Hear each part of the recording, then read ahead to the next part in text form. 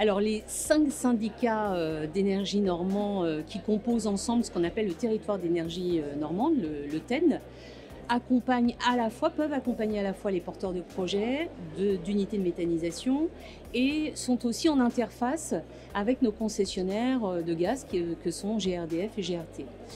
Alors leur action est multiple. D'abord, on adhère au plan Méta, on cofinance l'association Biomasse.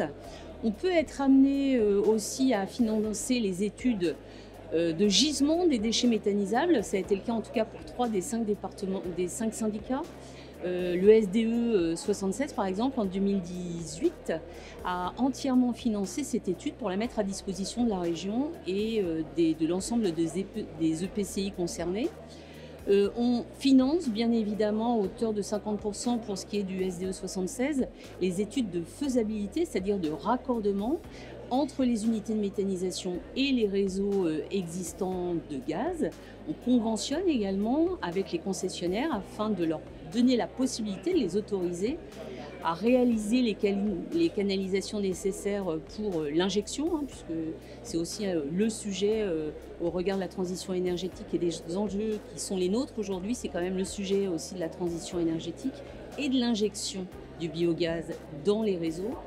Très souvent aussi, les syndicats d'énergie sont amenés à participer à des réunions d'information, de sensibilisation et co-animent, notamment avec Biomasse, des réunions pour informer sur le sujet de la méthanisation auprès du monde agricole d'une façon générale. Il y a quelques sujets aussi, je pense à certains de nos syndicats comme le SDEC, où on travaille déjà sur des stations multi-énergie et être en capacité donc de pouvoir distribuer du biogaz. Et puis enfin, parfois les uns et les autres, on est amené aussi à répondre à des appels à projets, c'est le cas du SDE 76, pour accompagner à la fois le département et GRDF et de travailler de concert sur le sujet de la valorisation des biodéchets des cantines de collèges.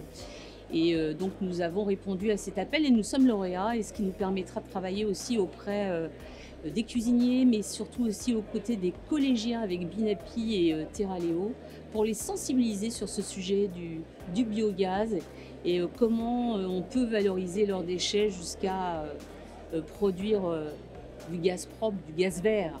Et puis enfin, il y a un dernier sujet qui a souvent été abordé ce matin, c'est le sujet de l'acceptabilité sociale des projets d'unités de méthanisation. Alors certains syndicats sur le TEN peuvent accompagner également, c'est le cas du SDE 76 qui a voté en comité syndical il y a quelques mois la possibilité donc d'accompagner les porteurs de projets financièrement pour pouvoir travailler avec des cabinets de conseil en tout cas qui soient experts et qui puissent valoriser les projets auprès de la population locale de façon à faire en sorte que ces projets puissent sortir de terre.